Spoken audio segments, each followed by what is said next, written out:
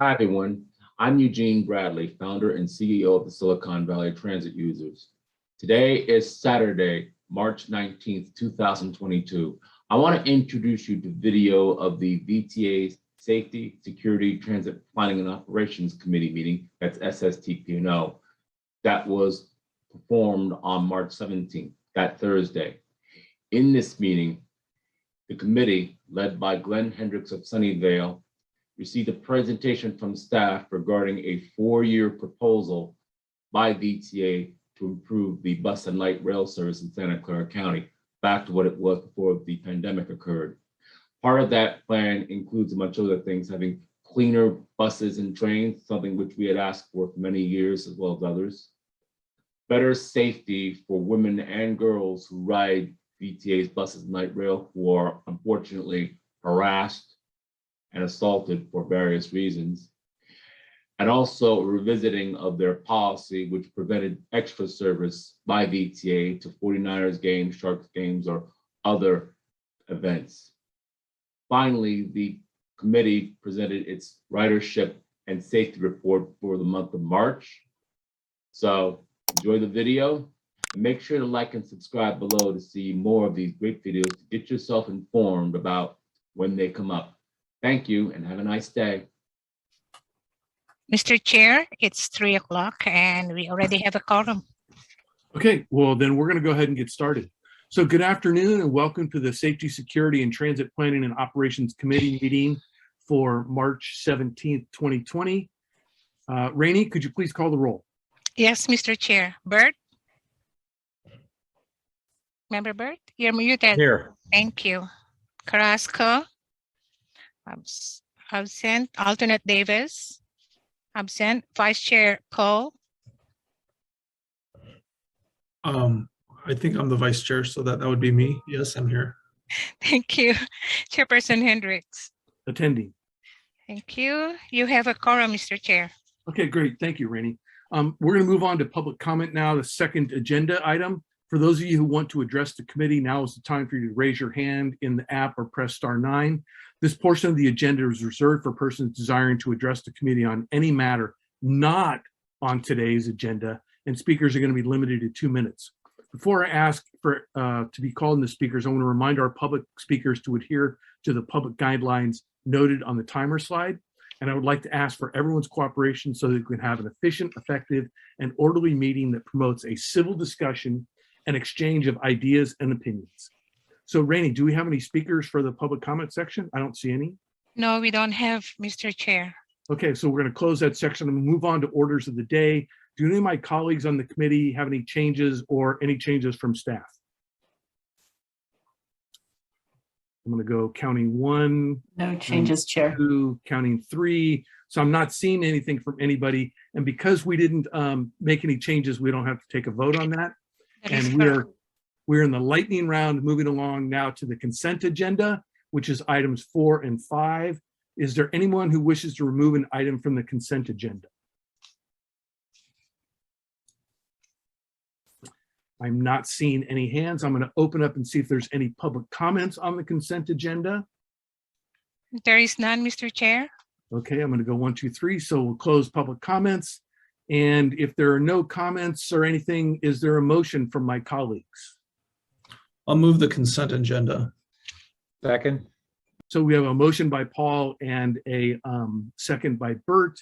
Seeing no other comments, Rainey, could we please do a roll call vote? Yes. Bert? Yes. Carrasco? Absent. Alternate Davis? Absent. Cole? Yes. Chairperson Hendricks? Yes. Thank you. Motion passed. Okay. And that is going to take us to the regular agenda, which is item 6, which is a report of pandemic-related service restoration. And I believe Mr. Tyree is going to give us another one of his outstanding reports on stuff that's actually happening. Is that correct? Well, I hope so. Thank you, Chair. Yeah, there's no hope so. I've set the expectation. You're going to succeed.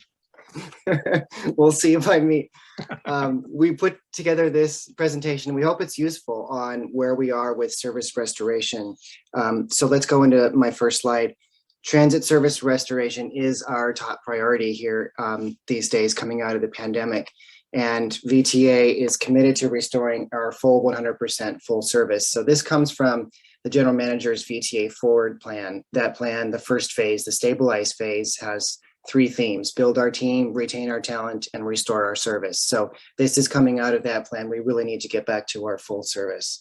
Now, you all know since early last year, the pace of service restoration has been limited by our operator shortage. And so we updated the presentation with more recent numbers than that are in the memo. So these numbers are as of this week. There are 60 vacancies in our bus operator ranks and 31 for light rail operators. But it's important to note that both our rail operators are trained from our light rail operator pool. And so while there's shortages on both sides, the ultimate solution is to hire more bus operators. So that's the solution to get us back into restoring more service. So my next slide, we're going to talk about our summary of where we are on the recruiting side. This is the classes that we have had, recruiting and training classes we've had since early 2021 when we restarted the hiring and training pipeline. You can see the range of class sizes there. In the beginning, we were just ramping up and accelerating into our training, and social distancing was still a limiting factor. But then we got into a pretty good rhythm in the mid part of the year, and in the high 20s. We were graduating classes in the high 20s, which was great because it more than kept up against attrition and allowed us to net grow our operator counts. However, then Omicron hit, and that's what you're seeing there in that drop off on the February 28th class. That class was recruited in November, started in December, and so kind of in the height of Omicron. And so that is an indication, and that really was a concern for us, because what really happened was a drop off, a steep drop off in the number of candidates applying to be an operator at VTA. Now, the next class, the April 25th class there, actually it was 14 people. There are currently 18 people in the class right now, although not all always graduate, right? There's an attrition rate in the classes. And so the small size of that class led us to add an additional class. So actually next week, we're starting a class overlapping that April class because it's on the smaller side. So we've managed to get that up into the mid 20s, which is great. And that's what we need to do. There is some good news that the number of candidates applying to VTA seems to be ticking back up after Omicron. So we're, I think the word cautiously optimistic, that's going to continue. And so there's the upcoming classes of the rest of the classes that we're starting this year. The next class that graduates in July 4th, it's looking like we're going to get that in the mid 20s. So that's good news again. We can hopefully start to net grow again. Let's see. Okay, so let's go to my next slide. This is a summary of what we've done since we started hiring. We've hired and trained 135 bus operators since January 2021. Again, this is a number that's updated from the memo because we graduated a class since the memo was written. But during that same period, as an example of kind of the headwinds, we've lost 108 operators during that same period. And it's for all these factors here. There's training that we do for operators. For example, we might train operators to be bus dispatchers. And so we pull them out of the active bus operator ranks, spend 6 weeks training them. And then they go back to being a bus operator, but they're trained up and ready to go when there's a vacancy in the bus dispatcher ranks and they can do a change of class, right? So operators kind of go in and out of those kind of temporary trainings. Then there are the change of classes, and one example is light rail. So when we want to increase the light rail operator ranks, we pull those from the bus side and we train them, and then they do a change of class.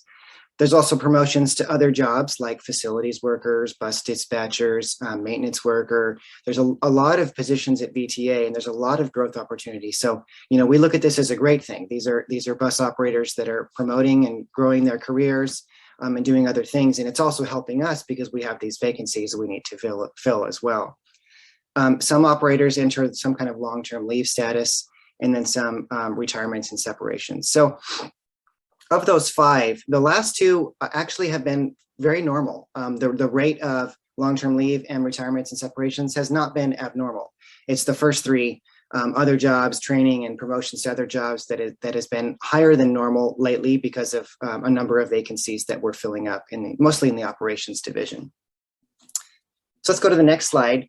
This gives you kind of a history of where we've come since early 2021. You can see the ups and downs. The ups are generally when we graduate classes, and also when those operators that I talked about that are in temporary training, when they come back to being bus operators, you'll see kind of smaller upticks in numbers. And of course, those downs are those promotions, retirements and separations, long-term leave, et cetera. So we've netted 27 operators. So it's a lot of work to net 27 operators increase from the beginning. Let's go to my next slide, please. This is a summary. I showed this at the February board at the request of board members to talk a little bit more about our priorities and how we choose to restore service as we are doing it. So this is our priority list, right? So the first thing we did was we worked on restoring all of our routes. And we did that relatively short order in August 2020. So by that time, by the fall of 2020, all of our routes were running again. Now, they may not have been at the full service level. Frequencies may have been less and maybe span hours of service less, but they were all running. So that's a great thing. Then we focused on the pass-up issue because you all remember, I'm sure, we had that issue of limited capacity on board and we had to deny boarding for folks. And so we increased service on the routes with the most pass-ups. Then we went back, and once that problem was solved, we went back and we restored weekend service on some of the routes that we had, well, all of the routes that we had eliminated weekend service for. So some routes prior to the pandemic were, running Saturday, Sunday service, and we might have had to cut that back at the beginning of the pandemic. And so at number 3 here, we restored all that by June of last year. Then we turned our attention to the fall 2021 school term, which at the time, remember, this was summer of last year, things were looking great. Schools were going to be back in session. So we turned our attention to making sure that we had a bunch of school service ready to go. And we did that for last fall. In the meantime, we introduced a VMC shuttle to serve our frontline workers. This is part of our pivoting to match the market that we're serving. And also the Rapid 568, which is a long-standing project that came out of the Next Network and better service for South County to downtown San Jose. And then finally, the last thing we did on the bus side what last year was we restored the 15-minute weekday daytime frequent network. That's a lot of complicated words, but it essentially means that if you're riding the service in the daytime, now the service feels the same as it did pre-pandemic. It's the same service levels, right? So the routes that were running 15 minutes before are running 15 minutes now. It's just the evening service and the weekend service that's left. And so to increase. And so that's numbers 7 and 8. So that's what would be coming next as our operator counts increase and where we can increase service more. So my next slide is the same, basically on the rail side, the same general principles. For priority restoration, a little bit different. We had to restore the service after the complete shutdown. We first did the weekday service in April 2020, and then we did weekend in June 2020. And then after the May incident, we worked on restoring the service following that suspension and completed that last September. So we're a little bit further behind on the rail side. We haven't yet restored that 15-minute weekday daytime network. But that would be next. And then following that would be the evening and the weekend service frequencies. And so that's how we work. We're working down this priority list in order, because this is it's in order of what's most impactful for our riders. And then my final slide is looking forward. So kind of a summary here. The Omicron variant brought an increased operator absenteeism. And while that was most pronounced in the November, December, January time period, indications that was getting better early indications say that that's getting better. However, there's that unknown factor of the statewide paid COVID leave, the supplemental paid sick leave, that may extend that absenteeism a little bit longer. So it's kind of an unknown at this point what's going to happen with operator absenteeism, but it has improved. Also, Omicron brought that drop off in the operator candidates, which I talked about. But again, that looks like that's getting better. So we're cautiously optimistic that that also has waned. So the factors that are in flux make it very difficult to predict when we'll be back at full service. You know, we've tried to set deadlines and you know, things happen, Omicron happens and whatever. So the three factors that make it not possible to predict when we'll be back at full service is, well, number one, the course of COVID, right? We don't know because any future disruptions, you know, COVID can disrupt all of those factors that I talked about, and it has an impact on every single one of those factors. Also the labor market, you know, we're a product and we operate in the labor market just like all of our peers. And so any changes in the labor market affect us and how many candidates apply to become an operator at VTA. And then of course, the pace of retirements and separations, which so far, like I said, has remained kind of historically normal at normal historical rates, but who knows, that might change.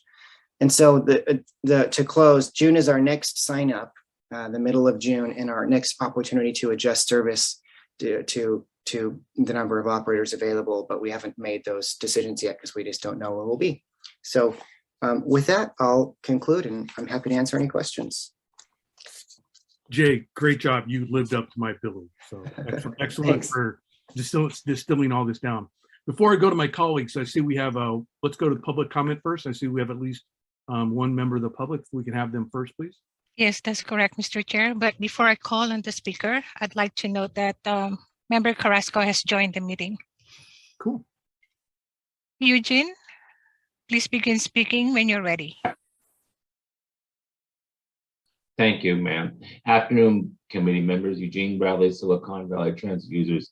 Great presentation by Jay Tyree. One question has come up. With the April 29th deadline to have all VTA employees vaccinated per the vaccine mandate, how would any layoffs due to non-vaccinated employees affect the timeline for service restoration? That's something that I felt I didn't see in this presentation. And while I am hopeful, I hate to use that word, while I'm hopeful that nobody would have to be laid off because they're unvaccinated, what's the plan D for VTA's employees replacing these? Anybody that you would have to lay off because they were not vaccinated by the April 29th deadline? That's my question. Thank you. Thank you. Okay. That's all the members of the public that I see. I'm going to go ahead and close the public comment section, and I'm going to go. Are there any comments or questions from my colleagues?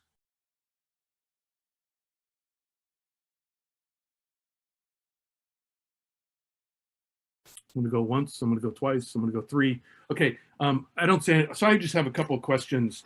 And Jay, these are a little bit separate from directly what your presentation was. But where are we in terms of being able to run the 15-minute frequency and the pass-ups we had? What does bus capacity look like right now? I mean, do we still have the 6 feet distancing and all those kind of things, or how's that playing into all this? Capacities are back to normal. So we, the restrictions that we had were lifted, I forget when, last year. I think it was spring-ish or so. So we're back to, you know, welcoming everybody on board. Of course, masks are still required on board. And so that will continue at least through, I think, April. But no, there's no capacity restrictions anymore. So we were able to pivot and focus back on the rest of the network. So max capacity is just how many people can squeeze onto the bus. Yeah. And does that mean the pass up, and we're no longer having the pass up issue, or we're not tracking that, or we're not seeing that at all? That's correct. We're not having that pass up issue. Okay, that's cool. And then specifically to your operator numbers and stuff. So I get, you know, here we hired 130 something, 100 something left.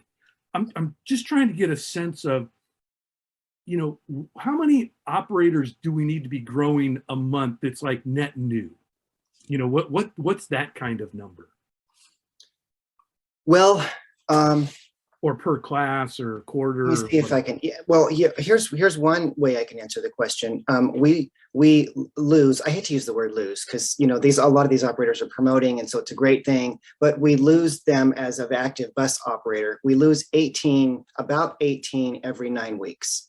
And so if you figure that out, we need to grow, and the reason I use 9 weeks is because that's the length of our training class. And so if we're not keeping up at 18, if the number is less than 18, then we're actually falling behind. That's why that class of 16 really concerned us. So does that help answer the question? Because yeah, it does. And here, I hate to request like additional reports, but what might be, the way to kind of track this is every, 2 months, I'll just say that's your 9 weeks. We need to be doing 18 net new.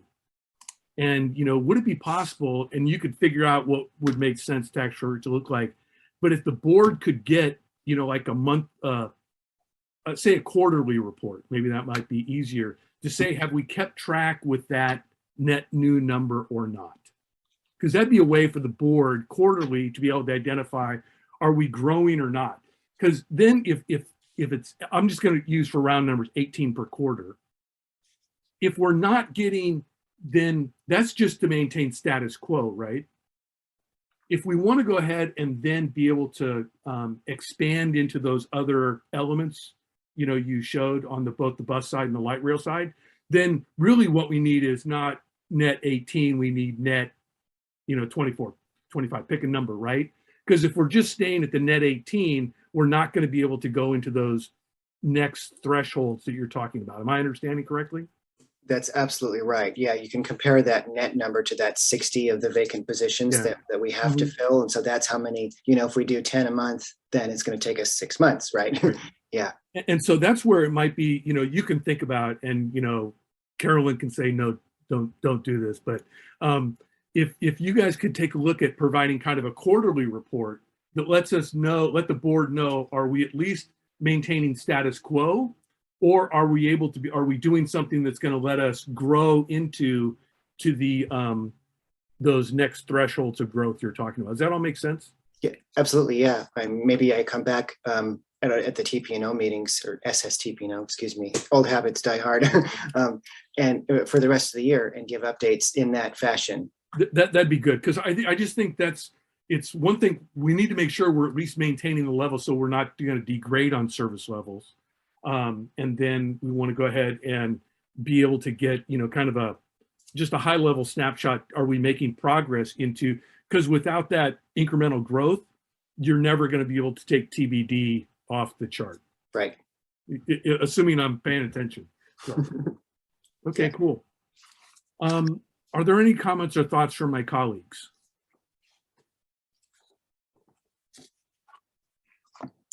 Jay, I want to appreciate, your the clarity of information you gave, and it appears you guys are on top of this and clearly understand what are the levers that make a difference for you to be able to, for us to be able to go ahead and expand those service hour pieces. So awesome. Well, thank you. We have a great team. It's all the VTA team. One other thing that might be, and this might be useful to the finance side, is as long as we're not, how do I say it? The restoring evening service hours and weekend frequency, that presumably has a cost savings to our budget for that. And that might be something, at least, I don't need, regular updates, but that might be something good to know when we're having our budget discussions about, here, why we're under, projected expenses and things like that, and being able to relate certain dollar numbers to those particular factors. And I see Carolyn's going to correct me on something I just said. No, you're right. I mean, I think that we don't go over those numbers in the overall board. I think A&F might get some numbers, but even some of them are not always, sometimes they're on consent, but I think it does help to know where our budget is. And oftentimes those budget savings are in vacancies. So. Yeah. And, it's on one hand, you can look at, here, the savings nice, but I just look at those are opportunity loss that we have of not providing that level of service. So, okay, great. I'm not seeing any other comments or hands up from everybody, so this is just a received report. I don't think we have to take a vote. Is that correct? Right. Okay, great. Thanks a lot, Jay, for the update. Mhm. I'm going to end that item. We're going to move on to item 7, which is report on the effort to identify ridership development strategies, which I think is going to be very timely to what we just discussed. And it looks like Jay is going to also inform us on this topic. So have at it. I am. Here's our second information item. This comes out of our VTA Forward Plan. So let's go to my first slide. The VTA Forward Plan action item number 20. And so there were 3 themes in the stabilize phase of the VTA Forward Plan. There's the build our team, retain our talent, and restore our service, right? Number 20 under restore our service is to identify ridership development strategies. And so that's where this effort is coming from that we engaged and started in November of last year.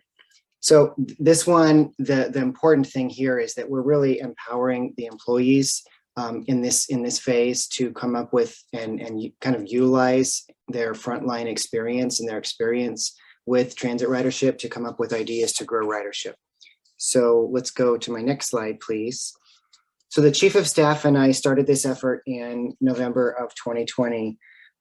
We convened a ridership task force, and this flow chart describes the process that we used to develop ideas, and then refine them along in a process to get to a point where the general manager can make go, no-go decisions on which ones she wants to move forward on.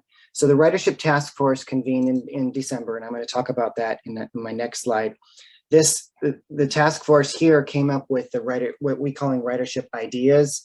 These ideas were over 100 ideas here. They were less developed though, right? They don't have much detail. They have kind of basic understanding of the pros and cons and some considerations, but we needed a process to be able to refine and consolidate those into strategies after the retreat. And that's basically where we are now. And those strategies are being handed off to the relevant team members at VTA to further develop them, add budget, scope, schedule, that kind of thing, and develop them into proposals so that the general manager can take them and make decisions on them.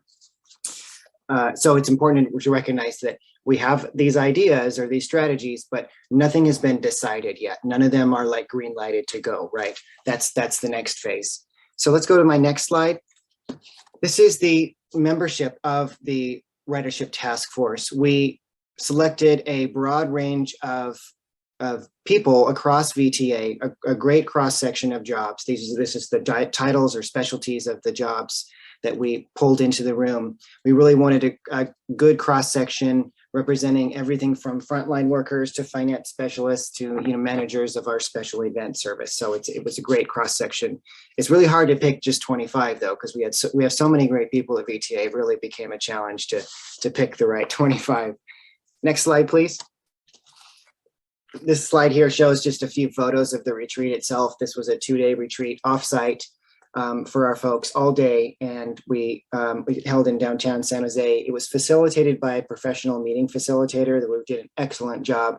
The idea here was really to brainstorm a bunch of ideas, talk them through, come up with more ideas. We generated over 100 ideas in the room, and what's really important here is we wanted to make sure everybody felt heard, and all of the ideas were respected, were elevated, and everything was on the table, really. At this point, we weren't saying no to anything.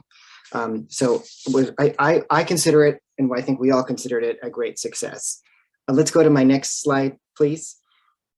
The categories and the discussions in the room really kind of centered around these 6 different categories of ideas. There were marketing ideas, operational changes ideas, ideas about fares and fare structure, ideas about service design, service levels, ideas about passenger amenities like bus stops and stations, and then everything that fell into none of those other categories. We had an other category for.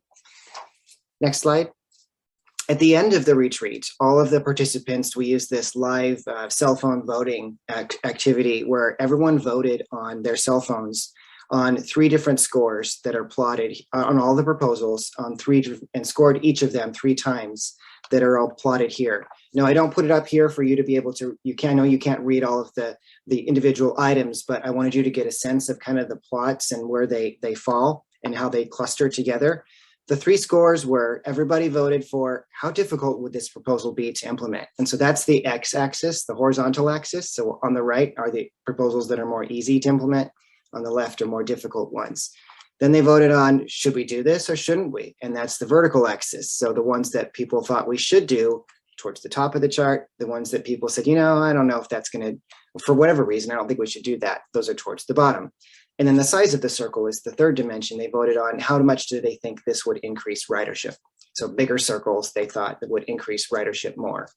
And so what after coming out of the retreat, we were able to select the proposals, you know, the kind of the sweet spot, of course, was the upper right-hand quadrant, but really everything above the line in the middle of the chart, the horizontal line, we kind of thought was fair game and, you know, we should explore more. So next slide, please. Following the retreat, we rehired Jim Unitas, who used to be our deputy director of in planning division, to help us to develop these ideas into strategies. And so he created these one-pagers for each of the ideas. And so again, you don't have to be able to read these, just to show you that, you know, we put some kind of more detail. All the voting was on there, participants who volunteered to move these things forward, and a bunch of kind of notes and next steps for these. Next slide, please. So as we reviewed those strategies, we found that they kind of organically fell into 5 themes. And these are the 5 themes here. And I'm going to talk about the strategies that are moving forward. There are 19 of them moving forward, and they fall into these 5 categories. All of them work, though. Let's remember, they're all, the purpose is to grow ridership. And so we'll be coming back to SSTPO later this year to talk about how we're doing on that growing ridership metric. So I'm going to go into each one. Let's go to the next slide. The first theme is higher service levels. So there are 4 ideas or strategies that came out of the effort that are moving forward. The first is what we're just talking about, restoring full bus and rail service levels after COVID disruptions. The second is to develop a visionary network with significantly higher service levels. Now, this is something that we've wanted to do right after the next network in early 2020, but the events of the last 2 years we kept having to put it off and put it off. But 2022 is the year we're going to be talking about a very visionary, ambitious, but kind of a North Star network where we want to get to with much better and higher service levels. The third is supporting innovative service models, very similar like the 2016 Measure B innovative service model pilots, the 5 that are coming out. And then finally, revisiting our special event policy to expand special event service, because we don't provide some special event service to some special events. And so that policy we can revisit. Next slide, please. My second theme that came out of this is providing higher quality service. So this one, all of these really kind of, the way you can think of these is getting back to our roots of providing fast, frequent, and reliable transit service. And then I would add clean, because the number one here, cleaner buses and trains, was one of the top 3 voted items in the retreat that we really should do. We got to get back to doing better on cleaner buses and trains.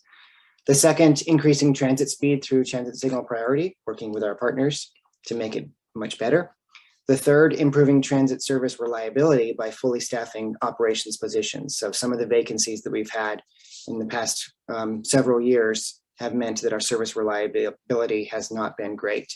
And then finally, on-time performance to improving on-time performance to adopted standards, probably also related to that number 3. Next one. So the third theme is friendly fares. This one, a bunch of items here. One, adding more Clipper sales locations. It's a common thing that our riders tell us. They want more places to load their Clipper cards. Providing free fares for community events. Offering tap to ride credit card fare payment. And promoting the use of the Clipper app, which now allows you to manage your Clipper card and even load it onto your phone and board that way these days. There are 3 fare items that we are deferring to a 2022 Clipper study that we're about to kick off in the planning division at VTA here, which will be a community-led effort to identify barriers to Clipper usage. And so we're feeding these 3 ideas that came from the retreat into that study. And we were going to talk to the community about it to make sure, those are ideas we should head in the right direction.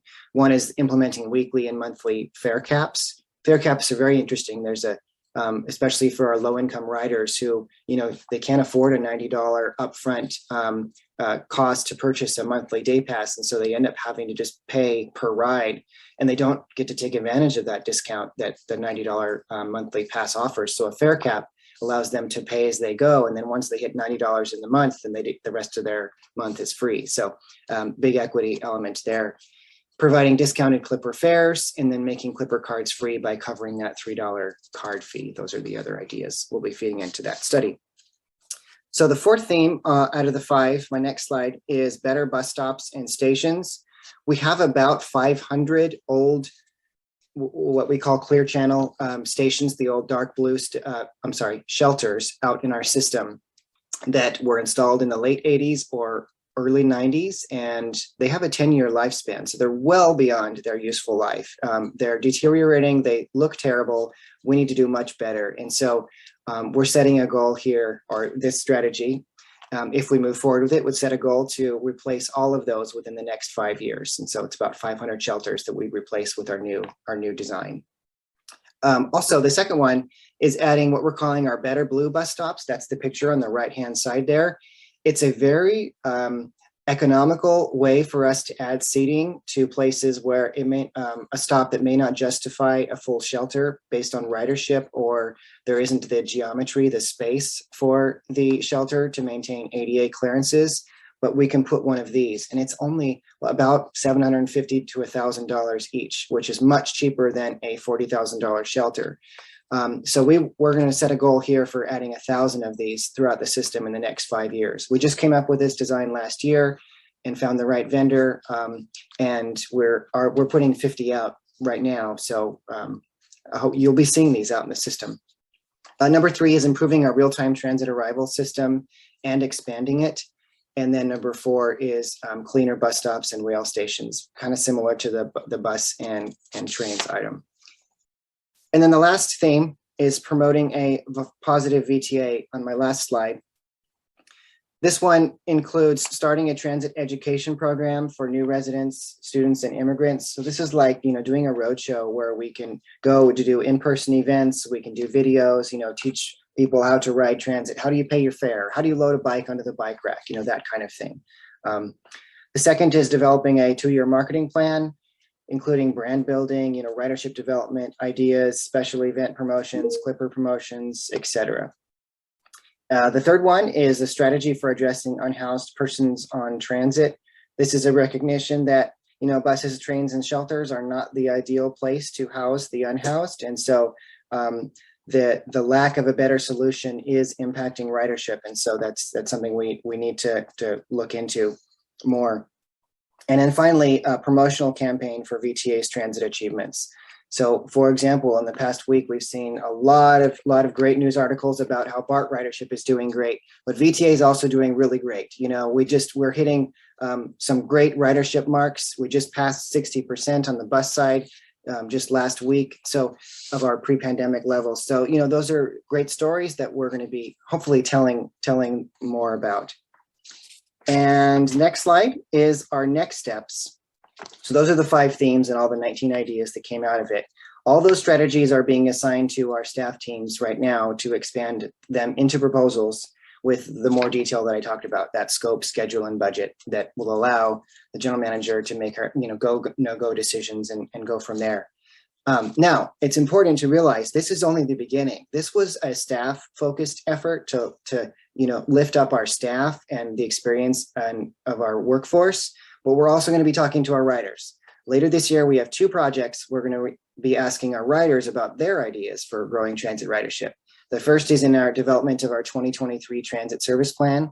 We'll be engaging the community this summer on that one. And the second is the development of our Valley Transportation Plan 2050. This is our long range plan. Also, I think this summer, maybe late summer. And this is also where that visionary network discussion is going to happen in the development of that Valley Transportation Plan 2050. So we're looking very much forward to having great conversations with our community and our riders about growing ridership. We really are positioning ourselves for ridership growth.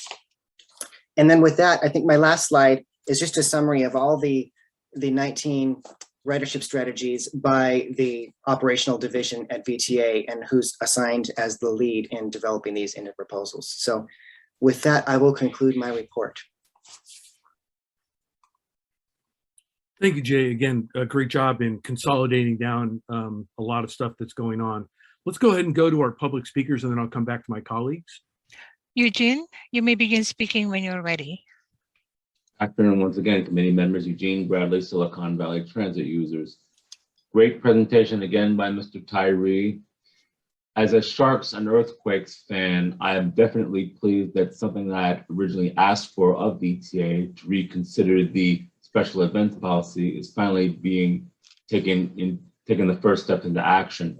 I felt that with VTA actually promoting service to 49ers, Earthquakes, and even Sharks games, something I've done since 2010, would certainly be a huge boon to ridership, and something that I'm stoked about. Also, the emphasize the need to have cleaner buses, cleaner trains, and also have something to help the homeless and the mentally ill. Those three things alone, I feel, will drive even more ridership. As Jeffrey Tumlin of San Francisco's head of Muni once said, transit's the last great gathering place for people of all races, all creeds, all social types. If people unfortunately are scared of those that don't have the privileges of what we have and aren't as well mentally as what many of us enjoy now, at least I know. So it's great to hear that a lot of the basics are finally at least being addressed. My one slight issue is that there should at least been a couple of members of the public who actually ride the buses and trains to help out. They certainly would have provided even more depth than the focus that VTA placed on this committee. I speak as somebody that was once part of the ride task force many years ago to try and increase ridership at the time. So great presentation, Jay. Let's make it happen, folks. Thank you. Thank you. Looks like that's our last member of the public. So I'm going to close the public speaking section. I'm going to come back to my colleagues. Do they have any comments or questions?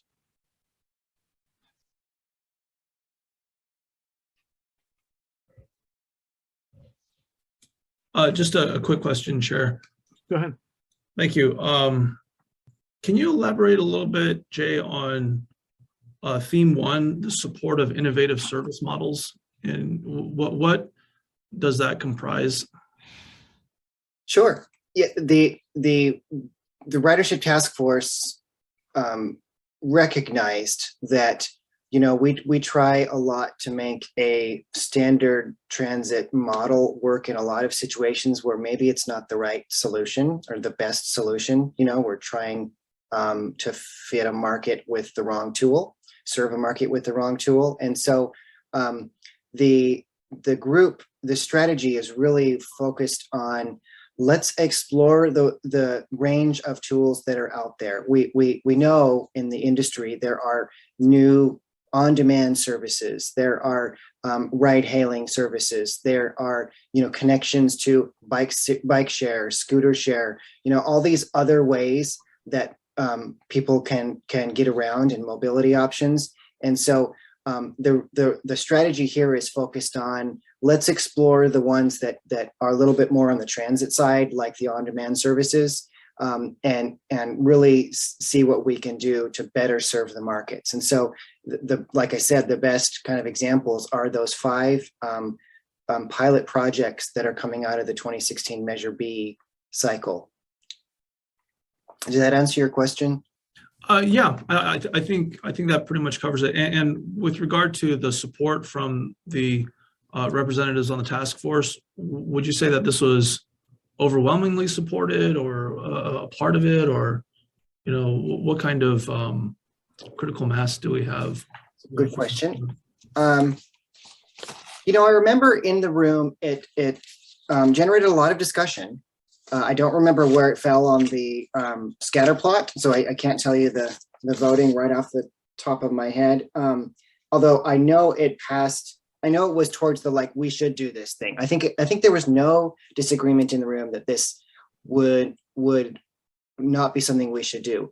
I think there was differing opinions about how much it would increase ridership, right? Because kind of by their nature, these are not as mass transit as a 40-foot bus on an urban arterial, serving a mix of uses. But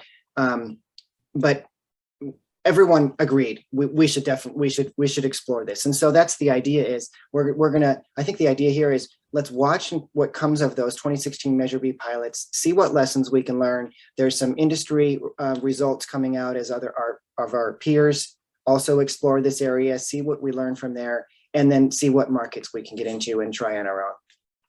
Okay, I understand. And thanks for putting the scatter plot up. It looks like there are probably a number of points on the scatter plot that would have corresponded to innovative service. Is that right? I don't really see one particular circle that represents that. Yeah, that's that refinement process. So if you look, there's first last mile shuttles, which is S4. It's kind of in the upper left-hand quadrant, the red dot. That would be one. The on-demand service kind of on the line there, S2 on the left-hand side as well. That would be combined. So yeah, we consolidated some of, and there's probably a few more in that one item. So consolidating the ideas that all kind of coalesced around, okay, this all kind of represents the fact that we should just move in a direction of exploring alternative service models. Got it. And is there any resource within the materials that, or something that you could provide that would indicate which points on that scatter plot were kind of consolidated into the idea of an innovative transit? I see, for instance, micro transit everywhere is listed as something. Is it just the S ones or something, or? Yeah, I don't really have a reference to provide. This was, this was done. Jay, this is Glenn. Would it be possible to share with the committee members those refined ideas and consolidated strategies, the sheets you showed on page 8? Oh, and maybe that, because I think that might show where things got consolidated. And, yeah, go ahead and look through those. Sure. It's a large book of all the one pagers of all these ideas. But yeah, so I think that's something I'd be happy to share. Yeah, I was just thinking, Darcy, if that would let you could scan through that and kind of see where those ideas coagulate. For sure. Yeah, get back to the source data. Thanks for the suggestion, Chair. Those are my questions. Appreciate it. And Chair, if I could also offer that this really was the brainstorming that came out of the task force. As these proposals are developed, where staff is not limiting themselves to just these ideas. So there is room for kind of expanding on them. Yeah, and that's why I just suggest, that's just one of the evolutionary steps, that documentation that you've got there. To my other colleagues, any other comments or questions?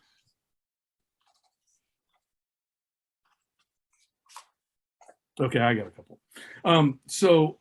The improve the bus stop piece, I think that's actually very key. Several years ago, I was talking to a member of the public, and they kind of pointed out to me that their bus ride starts at the bus stop, kind of thing. And to that point, I'll just let you know, in the city of Sunnyvale, we're getting ready to later this year publish and finalize our El Camino Precise Plan zoning that's going on for all of El Camino. And one of the things, it's not voted on yet, but something I expect to be in there is that if a property owner redevelops their property and they have a bus stop in front of their property on El Camino, they must put in a new bus stop that has the electronic component to it that gives the timing of when the next bus comes and stuff like that. So that's something we're doing in the city of Sunnyvale to kind of help and promote on the bus side stuff. I did have a comment about the 2-year marketing program. I'm hoping that means it's a marketing program for 2 years, but not that we're going to wait 2 years before the material comes out. I think we need to, timeliness and being able to be, evolve our strategies quickly, because we're not in a 2050, and I know that's a different marketing or a plan we have, but we need to be coming up with strategies that can be implemented quickly and dynamically, and, have whatever your metrics for it are, so that you can make determinations. Do we continue to do more of that, or should we be trying something else? I think that ability to be responsive to what you see, is going to be an important piece of what you guys are able to work on. So if I can just get somebody to say yes, that the initial marketing is not going to take 2 years to get out. Yeah, absolutely. Yes. When Carolyn asked us to do this task force in 3 months, we were like, oh, okay, we're going quick on that. Yeah. The idea here is to get things that we can implement and make action on in a short time frame, not study for another 2 years and then Totally supportive. And then you had in your education piece, you talked about new people to the area and stuff like that. I would actually suggest maybe adding, there should be a component there that is educating the people that have been here for a long time. The number of people, the biggest opportunity group that you have is the people who have lived here in the county for a long time and don't currently ride public transit. I think that's a great pool that we should go after in terms of educating them, not just the new people here. They're more likely to be aggressive in trying to use it, but we should be reminding all the existing residents that we have of the great service that you're talking about here. And I have one last question, and maybe this might be premature because you're trying to still put all this stuff together for Carolyn, but what do you need from the board? I assume somewhere there's going to be a dollar number, but please highlight for us anything that we can do as a board to really try and help support and present these ideas. I'm sure Chappie would be happy to go out and do press conferences about, you were talking about, we've hit the 60% number and other stuff like that. So please take advantage of the board to help support you in this anywhere you see possible. And thank you. I think this was a quicker effort, but we needed to jumpstart, what we're doing and trying to move forward on some of these activities. And so, we'll be reaching out more. I think particularly, I'm very, very interested in the innovative service models we can support, both for first and last mile, particularly to allow those connections more. I really want to see it in connection with us getting our midday and evening services up for those service workers and those who don't work normal 8 to 5 or travel during school. Those are really important to me. But this is the first stage. It's stuff to start moving forward. I think you're going to start to see things that we're going to move, and we'll probably discuss this at the April board workshop. There are going to be things we're going to need a budget for, but a lot of these items, like Jay said, to do those better bus stops where they're just the bench that's with the pole integrated into the pole are not that expensive overall compared to a lot of our rest of our budget items. So those are things like we can really move forward on and get those done. So I think it's just jumpstarting the efforts that we have. I think that's all great. I would just offer as a board member that, sometimes I want you to be able to move as fast as you can on these things. And sometimes we as the board want you to have every I crossed and every T dotted, know everything before, which takes it longer to get to us. And that maybe, there might be things where, you come to the board and say, here, we're not 100% baked the way we usually are, but this is something we really think could go ahead and move ahead. So if you need us as a board to operate differently, come talk to us differently. And I think you could take advantage of that. Yeah, and I think it's just a matter of us moving things forward and bringing. If you're knowing that these ideas were coming through, we can move them a lot quicker as well. Yeah. I just want to make sure we're supportive and we're not doing anything to delay anything of what goes on. So, Any other last comments from my colleagues? Comments, questions? Again, Jay, great job. You get 2 gold stars for presenting great information to us twice today. Thank you, Chair. Okay. I'm going to move on to item 8 now, which is transit safety for women and girls. This is a response from a referral that was made at the last board meeting. And I believe that Stacy Hendler-Ross, our public information officer, is going to give us a presentation that rivals what Jay's been doing. I hope so. Good afternoon, and thank you for allowing me to make a presentation today. At the request of County Supervisor and VTA Board Member Cindy Chavez, VTA is researching an initiative to cultivate and promote a safer environment for women and girls on public transit. That's you're on the right slide. Hang on right there. Okay. We received a proposal to work with the Alliance for Girls and other Santa Clara Valley advocacy organizations to develop structural changes and long-term plans to promote safety and deter gender-based harassment and violence on VTA transit system. Much of the artwork you'll see in this presentation is from BART's current campaign, which they launched in April of 2021. And I wanted to give you an idea of the kind of messaging that's accompanying their campaign, which if VTA decides to pursue this initiative, we may model after BART. Next slide, please. So to give you a bit of perspective here, the Mineta Transportation Institute conducted a study among San Jose State University students looking at crime and harassment on public transportation. Their results showed that 2/3 of female students surveyed had experienced some form of harassment while using transit. The survey also found that students' fear of sexual harassment reduces their transit use. And I should say that as part of this particular study, San Jose State put this study together, but it was also administered at 18 universities around the world, and a very, very similar survey, and they came up with almost the same kind of answers from 18 different universities. So clearly this demonstrates a need in general to make some changes so that women and girls not only are safe on our system, but also feel safe on our system. Next slide, please.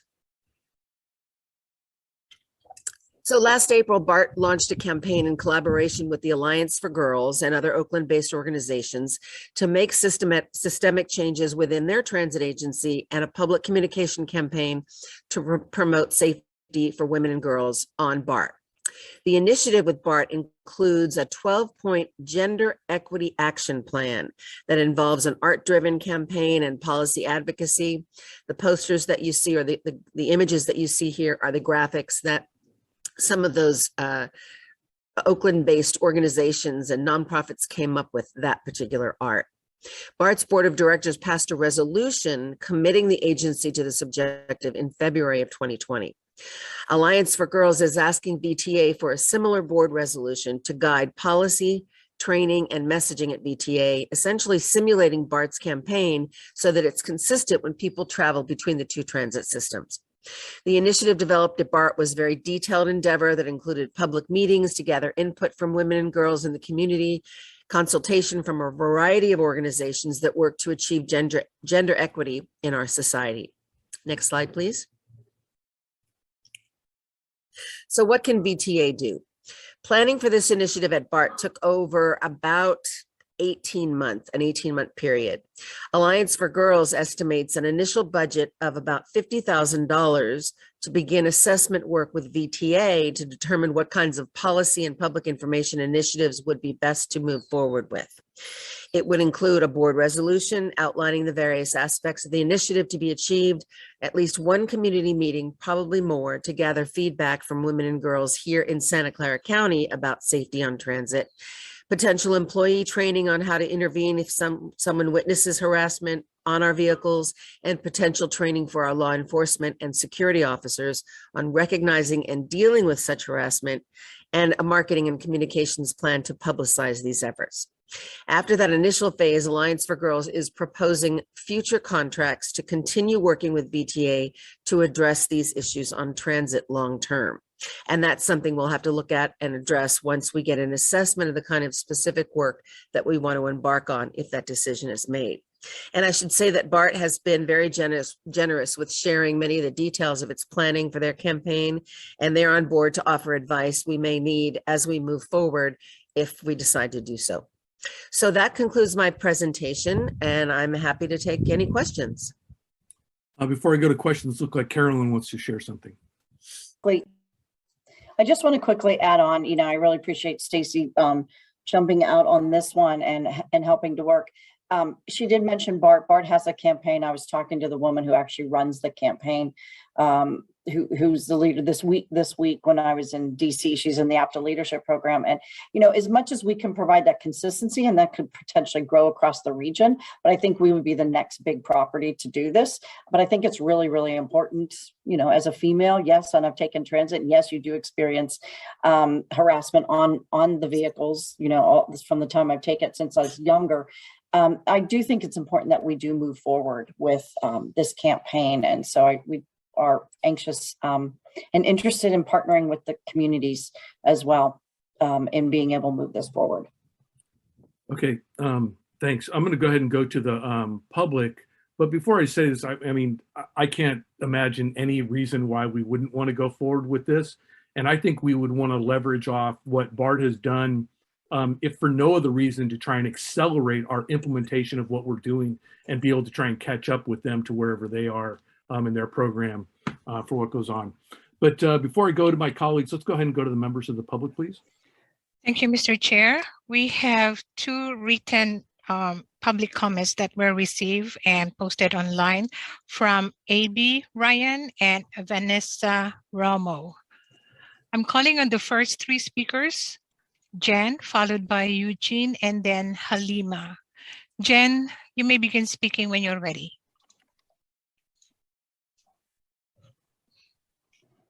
Jen, can you hear me? It looks like she might need to accept the unmute. Yes. Okay, I'll call Bradley. Go ahead and begin speaking. And once again, council members, Eugene Bradley, Silicon Valley Transit users. Thank you, Ms. Hendler-Ross, for this presentation.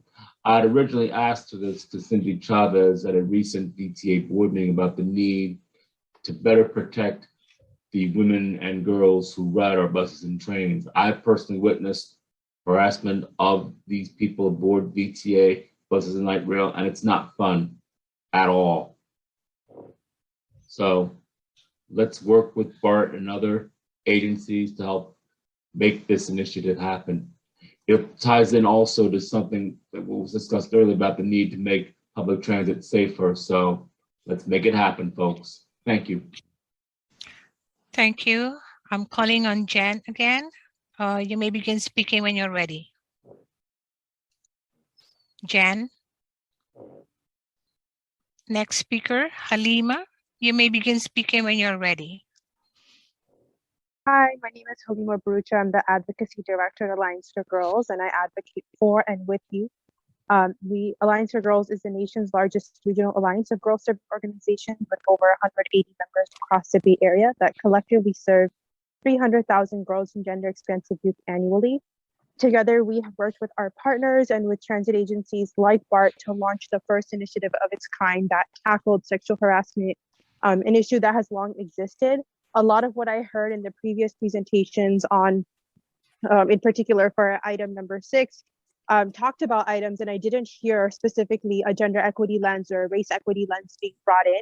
So I think that this initiative it's a very common sense solution to address an issue that is so prevalent. It is not just something that women, girls, and gender expansive youth experience, but it is also witnessed by other riders who don't identify with that identity or category.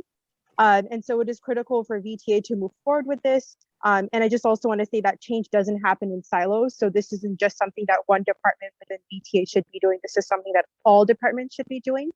And noting that when we talk about safety and security, gender-based violence and sexual harassment is at the heart of that. It is not an extra thing. It is not a side piece. It is at the heart of that. So when we talk about how we build our systems, how we run our buses, how we create outreach opportunities, how we create awareness about the resources available, all of that, it has to do with gender-based violence and sexual harassment. And so I strongly urge that the VTA approve this item and begin moving forward immediately so that it can start to address these issues. Girls and gender expansive youth should not have to have a safety plan or an escape plan just to get from point A to point B. When we get on the system, we are trusting that this system will take us safely from where we intended to go to, like school, medical appointments, and beyond. As a resident or former resident myself of Santa Clara County, I really support this. And I know a lot of our members who serve folks in this area support this as well. Thank you. Thank you. Last call, Jen.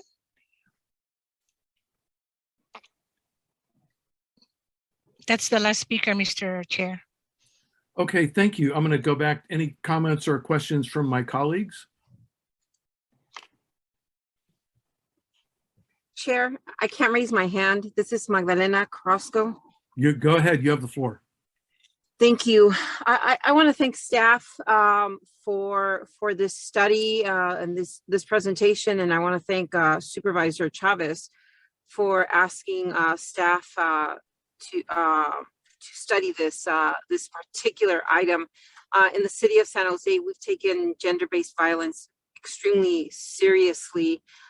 In fact, so seriously that we've made changes to our duty manual in the police department in terms of how we train our police officers, and we've allocated additional funding for that, as well as have begun a brand new task force when police officers go out for domestic violence calls, especially when we know that there's a higher degree of lethality involved. So as one of the callers who called in just a second ago mentioned, there should be no reason why a young girl, a young person could not take transportation and feel safe.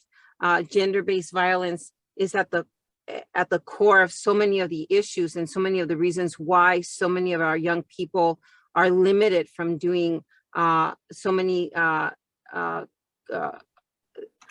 critical things that seem to be just normal things that we take for granted. And unless you're part of that vulnerable community, you're not aware of it. So I'm very grateful for the caller that called in, because she pointed out some issues that sometimes we're not aware of or we just take for granted.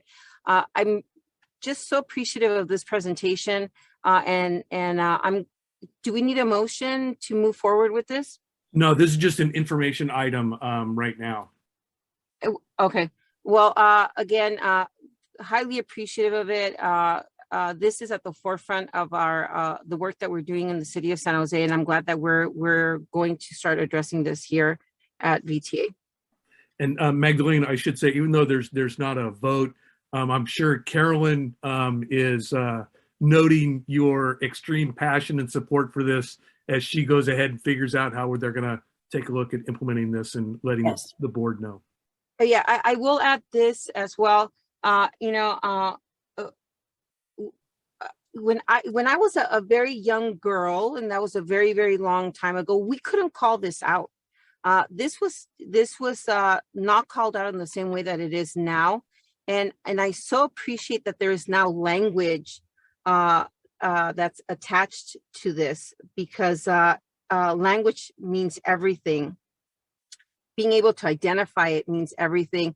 As a mother of 3 young girls and a son, their safety is paramount. And as a result, I'm a taxi driver, Uber driver, personal chauffeur, and I spend most of my day just driving my children around morning, mid-afternoon, and evening, just to ensure their safety, because of so many of these issues that are just of grave concern. I'm very lucky, and so are they, that they have a parent that has that kind of flexibility, that I can Zoom still, that I can do it from my car, or that I can do it, you know, as I'm dropping them off or picking them up. So many parents can't do that, and they have these great concerns. So many young children or young adults don't have that kind of flexibility, and they put themselves at risk, or they simply just limit themselves because they're concerned about their safety or being harassed. In fact, I just got a text from one of my staffers who said that that's one of the reasons why she limited herself from public transportation when she was younger. That's a shocker to me, because we want to make sure that public transportation is flexible, available, and accessible to everybody. And to hear that from one of my staffers, actually just right now, was surprising. So I'm again grateful for this study, and we have a lot of work to do if this is what we're learning. Okay, that's it for me, Chair. Just for members of the public who are still raising their hands, we've already closed the public comment section. Are there any other comments or questions from my colleagues? And if you can't raise your hand, just go ahead and speak up.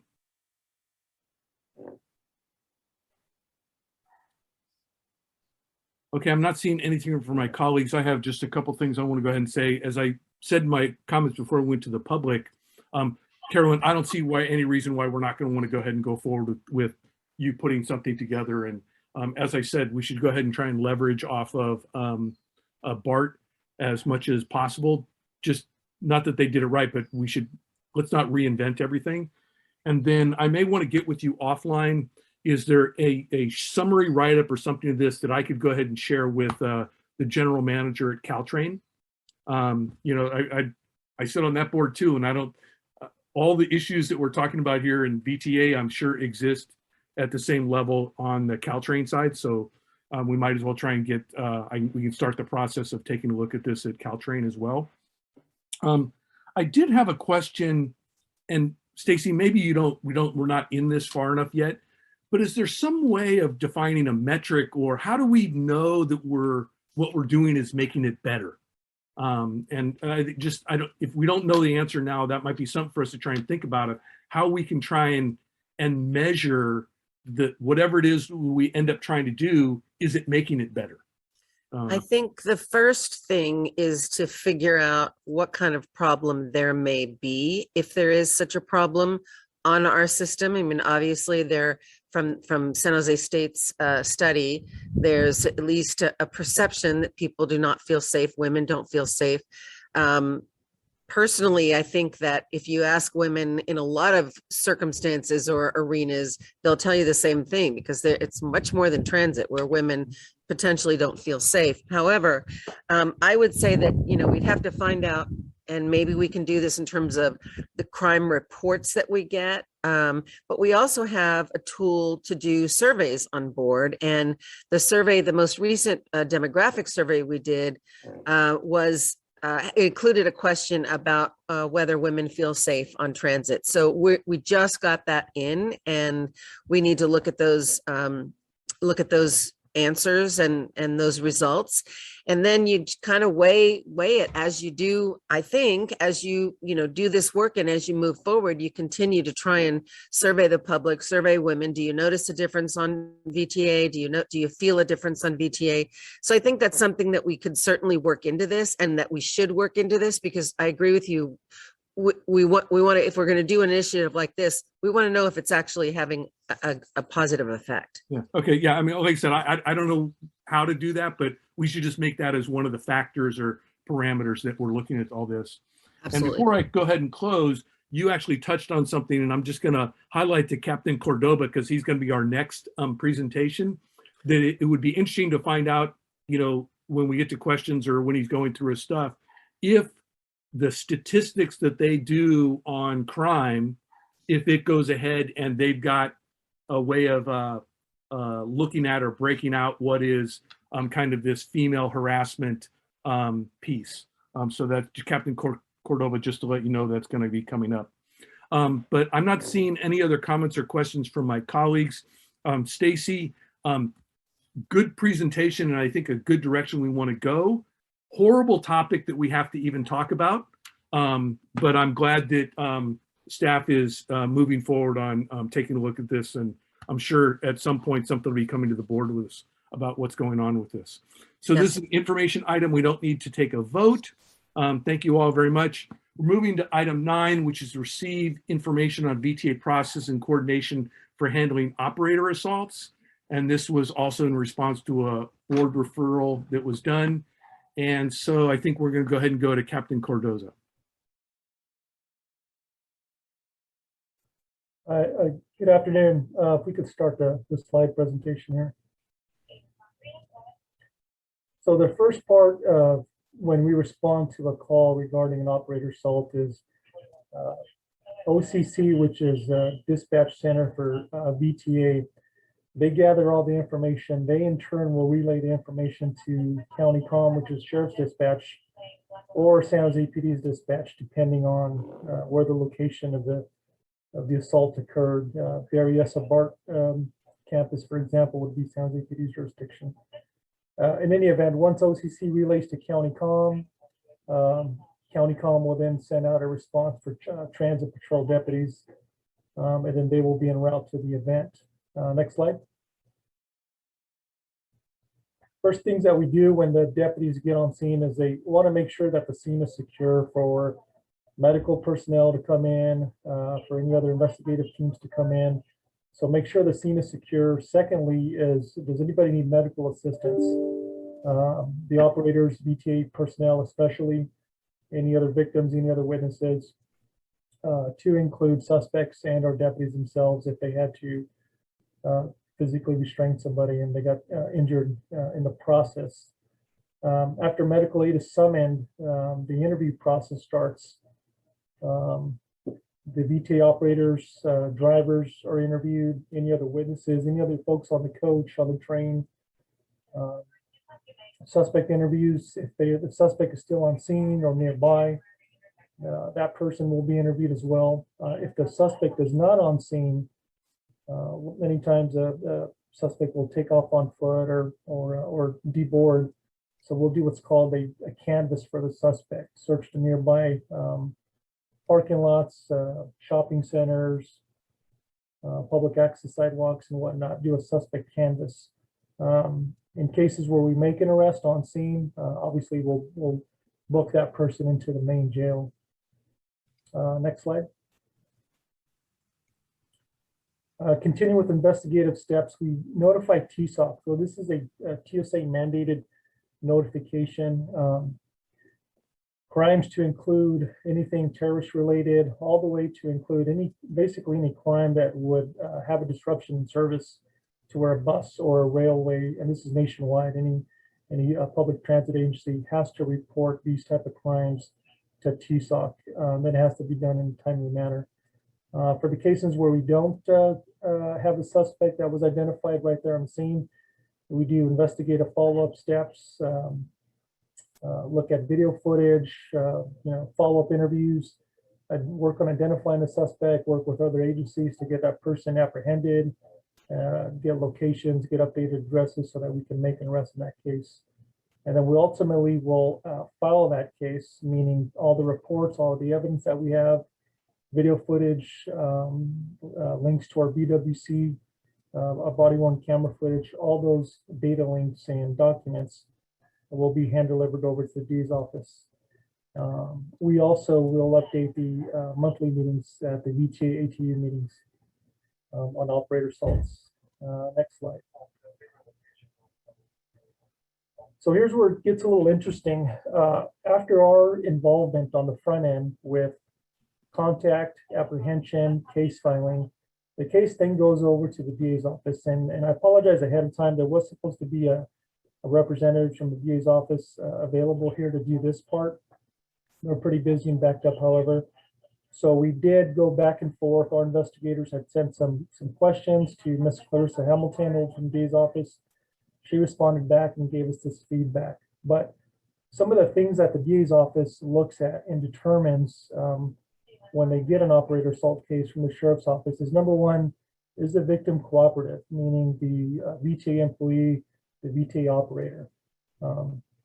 Is the victim cooperative? Did he or she want to press charges at the scene? Are they still cooperative from the time the event took place till the time, weeks or months down the road, where the case is now going through the possibly going into starting the court process? Do they still want to cooperate in the case? Another factor that we look at in determining case filing is, was there any injuries to anybody involved? Was the incident recorded? Do they have video footage? There are some. Thankfully, our DA's office here for Santa Clara County doesn't determine this factor, but there are some counties within the state that if the law enforcement agencies do not submit BWC evidence, in many cases, they just won't file flat out. In any event, they look for the visual media. Was there CCTV footage for the incident? Was the operator able to field ID? On these cases where, let's say, the suspect was kind of not in the area, but located down the street, we do what's called a field ID. And there's some cases where the operator says, I'm 70% that's the person who assaulted me, 60%, I'm 75%, what have you. So they look at that, how accurate or how positive was the victim during the field ID process in cases where the suspect was able to leave the scene and was subsequently apprehended moments down the road by sheriff's deputies, and how accurate were they and confident in their field ID. Another determining factor that the DA's office looks at is the criminal history and the 1368 PC history. These are basically mental health competency cases where the judge will look at mental health history. And in many cases, if there's mental health component by the suspect who's facing charges in these types of cases, the judge will delay the criminal court proceedings until a determination is made on the person's mental health capacity. A lot of this stuff is closed session type things, and sometimes that does delay a case. And in the meantime, it's not uncommon for somebody to be released back into, back into the street. Meanwhile, these mental health competency cases are going on. And then the type of assault, is it a misdemeanor or a felony, and did it involve a weapon? They also look at court backlog, which a lot of cases during COVID and continuing to now are being postponed and put on just to kind of prevent the COVID exposure to court staff and folks within the jails, and then whether or not that case has jury appeal. Next slide, please. Continuing, they will either file, meaning the DA's office will either file or reject a case based on many of those factors discussed in the prior slide. The other component that we face, in addition to the district attorney's office determining factors for case filing, is there still exists a zero bail schedule. This was put into play by the presiding judge of Superior Court for Santa Clara County in spring of 2020 due to minimizing COVID exposures. Many of the jails across the state, including the state prisons, were trying to minimize the inmates to prevent COVID exposure. So it continued to be extended months at a time, and the latest extension still goes through until May 31st, 2022. And in short, operator assault is part of that. Somebody gets arrested for an operator assault, we physically can book them, or any other agency in the county can book somebody for an operator assault. That qualifies for a zero bail, meaning that person is technically physically booked, but they're basically released within an hour with a court date to come back, including many other crimes that also qualify for zero bail. And I believe that next slide. Yeah, so that's it, and I'm open to any questions that anybody may have. So thank you, Captain. I think you laid out very succinctly the steps are involved, and particularly what takes place after all the investigative work, and whether or not the DA is going to go ahead and move forward. Before I go ahead and go to public comment, can I ask you the question I had kind of teed up from the last item? And this is not on operator assault, but on any other assaults that go on, and the different categorization of crimes that you do. Is there a factor in there, that goes into the reporting that has to do with whether or not it's female harassment, female type crime? Yeah, that's a good question. We don't specifically track that, whether the victim is a male or female. That's something we can start doing, if there's a request for that. Currently, though, we don't track that. So I don't know what the process is to request that, but can we consider my comments right now as a request for that? And if Carolyn needs to do something official, they'll go ahead and do that. Is everybody good with that? I'm going to take that as a yes. Okay, so thank you very much for that report. Hold on, we're going to go to my colleagues. Let me see if there's any public comments first. There is none, Mr. Chair. Okay, we're going to close the public comment section. I'm going to go back to my colleagues if they have any thoughts or comments or questions.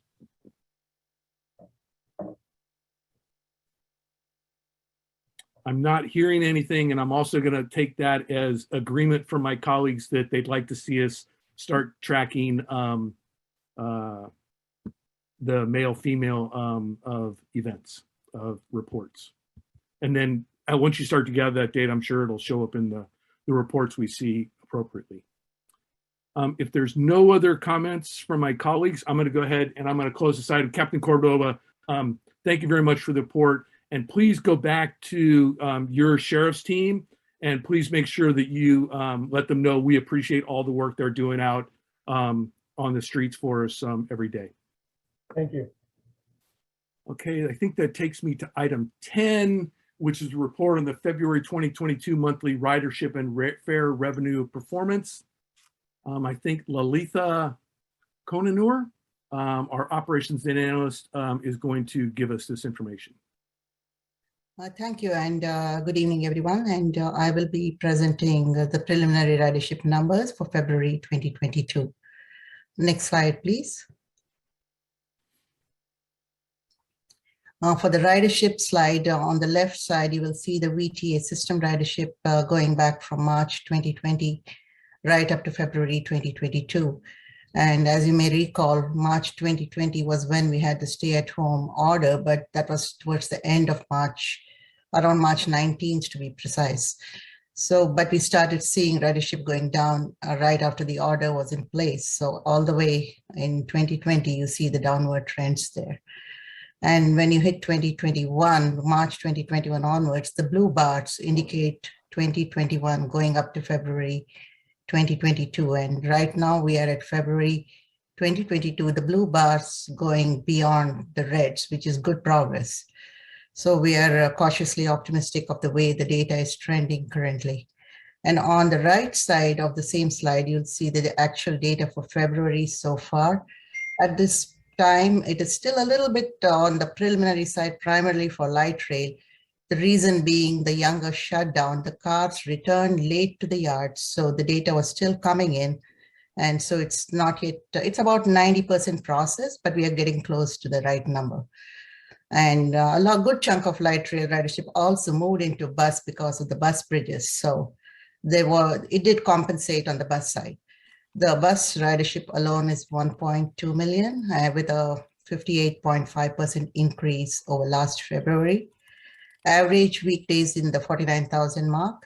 Light rail is at 146,000 with a 22% decrease for the reasons that I explained before. And the average weekday is 6,000 riders roughly. System ridership is 1.4 million nearly with an average weekday of 55,500.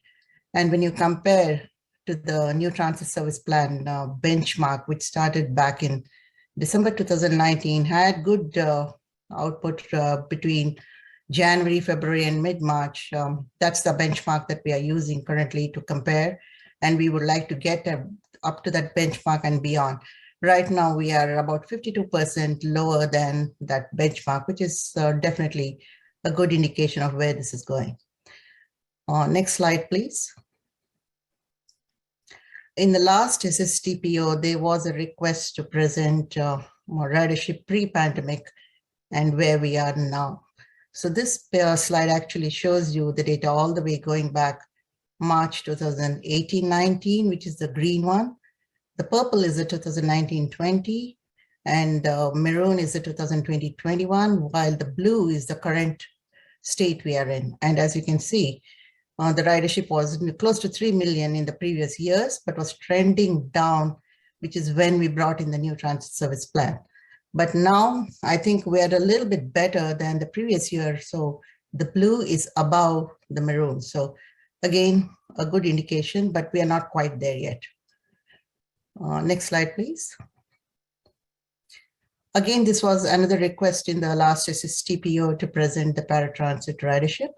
And these are the 24 months of data for paratransit. And it's almost like seeing the same slide of VTA system ridership because the trends are so identical right here. And we had a total ridership of about 20,000 in February for paratransit. Next slide, please. This is the slide we always present to show the ridership of the stations of BART within the Santa Clara County area. The blue bars indicate the BART various entry and exit data, and the green bars indicate the Milpitas entry and exit data. The reason we show both is that's the way BART presents their ridership. They show both entry and exit data, but the final reported number is actually based on exit data, based on my conversations with them.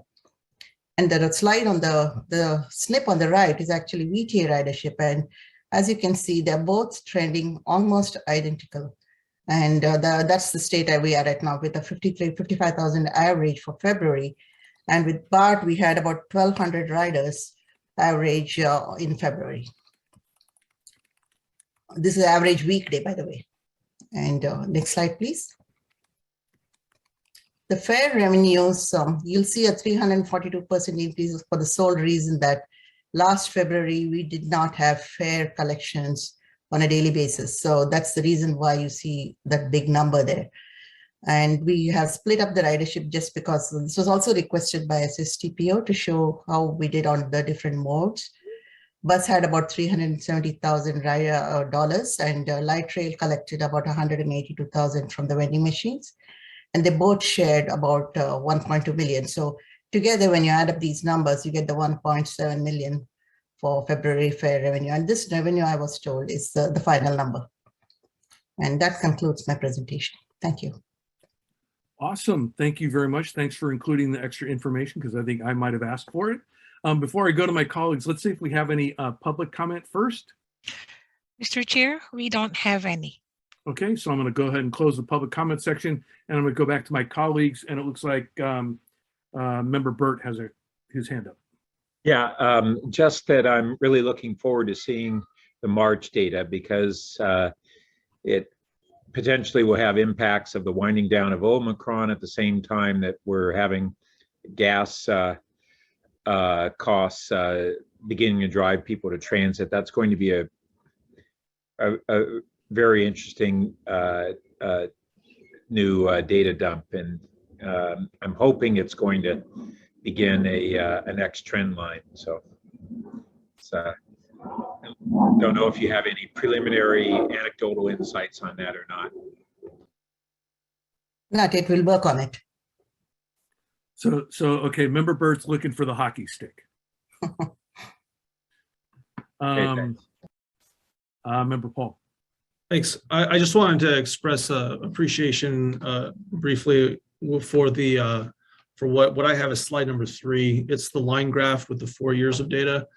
That was extremely useful, and it's been requested for the past couple of meetings for this particular type of data. So thank you very much for that. It's great to be able to compare the prior 2 full fiscal years to where we're trending right now. So just wanted to say thanks. Thanks. Thank you. Awesome. Anything else for my colleagues? Magdalena, you said you couldn't raise your hand. Did you, if you want anything, just pipe in? Thank you. I'm good. Okay. Again, I think this is a information item and doesn't require a vote. So thanks very much. Yeah, just keep showing us a report, and we're all there with you for let's see those big hockey sticks on the charts. We know it's coming. Thank you. I'm going to go on to item 11, which is the report on VTA safety and security program. And Chair, I'll be providing this report on the behalf of our safety and security team. Okay. On April 18th to April 29th, VTA will be going through a triennial audit with the California Public Utilities Commission, the CPUC. They will audit our Public Transportation Agency Safety Plan, the PTASP elements. VTA expects to receive the inspection checklist by the end of this week, 30 days prior to the audit. The audit will be approximately 50% virtual and 50% in-person field inspections. VTA has also received a letter from the Federal Transit Administration regarding new legislation requiring changes to PTASP. In sum, it requires the following: the establishment of a safety committee composed of representatives of frontline employees and management that's responsible for identifying, recommending, and analyzing the effectiveness of risk-based mitigations or strategies to reduce consequences identified in the agency's safety risk assessment. The deadline is to establish the safety committee by July 31st, 2022. To develop and add to the safety plan risk reduction for transit operations to improve safety by reducing accidents, injuries, and assaults on transit workers based on data submitted to the National Transit Database, and require maintenance personnel to meet the existing safety training requirements and safety operations and maintenance personnel to complete de-escalation training. The team is discussing these changes now and are working to meet the FTA's deadline to reflect the changes in our PTAS by December 31st, 2022. And that completes the report. Okay, thank you. Before I go to my colleagues, let's go ahead and go to members of the public first. Eugene, go ahead and begin speaking. Committee members, this is an interesting report.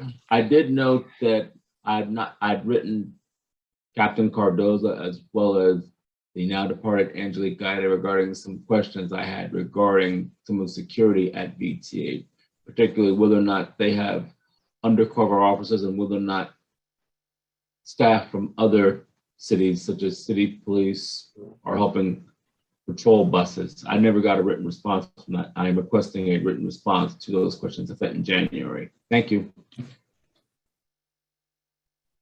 Okay, I'm not seeing any other members of the public, so I'm going to close the public comment section. To my colleagues, did you have any comments or questions on item, I think that was 11?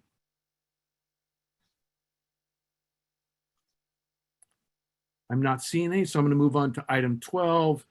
Do any of my colleagues have any issues they would like to bring to the attention of staff? You know, any items of concern or referrals to the administration?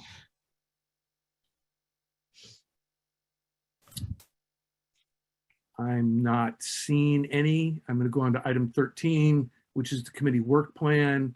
And our work plan is in the agenda packet. Are there any members of the public that wish to speak on this? No, Mr. Chair. Okay, colleagues, does anybody have any thoughts, comments, questions they'd like to do? Member Burt.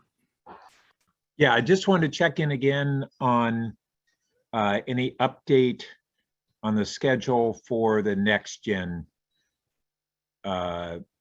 project.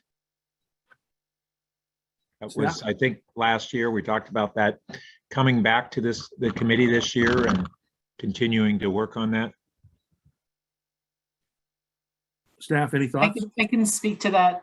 So we have, so we're changing terminology just a little bit. We have wrapped up the actual next gen study, which was that initial overview. We are now looking at the future of light rail, is what we're looking at a broader study. So we did bring that to the board workshop. I'm going to forget the exact date. So we are working on the next steps for that. And thank you for that point. We will get that added to the work plan as to what our schedule is and bringing it to which committee.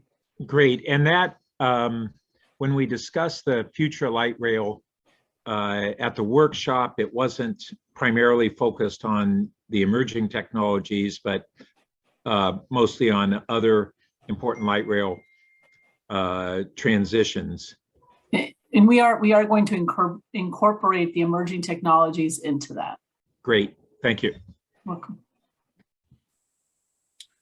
Okay, I'm not seeing anything else, so I'm going to move on to item 14, which is the committee staff report. Deborah, I think that's you. Yes, it is. I lost it again. Thank you, Chair. So shown on the screen and in the online agenda packet is the latest 2016 Measure B placemat, which shows program activities through January of 2022. It includes allocations through fiscal year 23 and expenditures for all of the 9 program categories. And that wraps up my staff report. Okay, I'm going to check and see. Carolyn, did you have something you want to add? Yes, I just want to just give a real brief update on the departments within our organization right now with Angelique Gaeta leaving. Currently, she was managing the system safety side, security, as well as she also had IT temporarily as when Sylvester Fadal left. So currently, Deborah DeGang is temporarily has IT with her, and Brandy Childreth has the security as the chief of staff, is managing that. And then Susan Lucero, who is the director or deputy director for rail systems or for system safety and overall, she's reporting to me. And we are out there right now recruiting for a new chief safety officer, chief safety and system safety and security officer. So we're going on. I just wanted to let you know, I know it's spread, but I appreciate these chiefs each stepping up in and taking a portion of the management of this group. And then we'll hopefully we're on board soon to bring in somebody. Awesome, thanks. Before I go to my colleagues, let's see if there's any public comment that anyone wants to make. I'm not seeing any hand raised, so I'm going to go ahead and close the public comment section.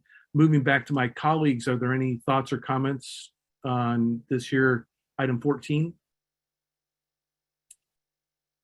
not seeing any comments from my colleagues, I'm going to move on to item 15, which is the chairperson's report. I don't really have a chairperson's report other than to say, I thought we had 4 really good topics here today, which was the service restoration, the ridership strategy, operator safety, and then the transit safety for females. And I just want to say, I think those are all very good topics, lots of good information. And I just think there was a sense from, I'll just say, my summarization from my colleagues is, let's try and be able to move as fast as we can, in particular on the service restoration strategies, and then the transit safety for females. You know, whatever you need from us, we're ready to support that. And I think we're very supportive of being able to move as quickly as possible on those items. So that's the end of my chairperson's report. Are there any members of the public that would like to speak on that? We don't have any, I'm Mr. not Chair. seeing any public speakers' hands raised, so we're going to close the public comment section. To my colleagues, anything you'd like to add on what I just spoke about? I'm going to take that as total support for what my comments were. We're going to close 15 and go on to 16, which is determining our consent agenda. And there's none of these items are scheduled to go to the board for what goes on, other than I will say, you know, on the safety for female and stuff like that, Carolyn, do whatever you need to do and you know, make it happen in the magical way you make everything happen. So we don't have to do anything on item 16. I'll just say the next scheduled board meeting is April 7th, the regular scheduled board meeting. And we are now at item 17. Do any of my colleagues have any announcements they would like to make?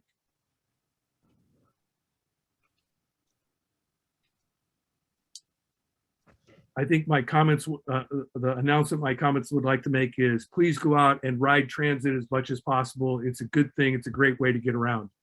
And if there are no other comments or questions, I'm going to go ahead and adjourn our meeting here at 4:40. Thank you all for attending. Staff, thanks a lot for your presentations. They were very information loaded and very concise on what you're trying to share with us. So great job. And with that, we're going to go ahead and adjourn. Thank you so much. Bye, everyone. Thank you. Thank you. Bye. We'll end the meeting for all now.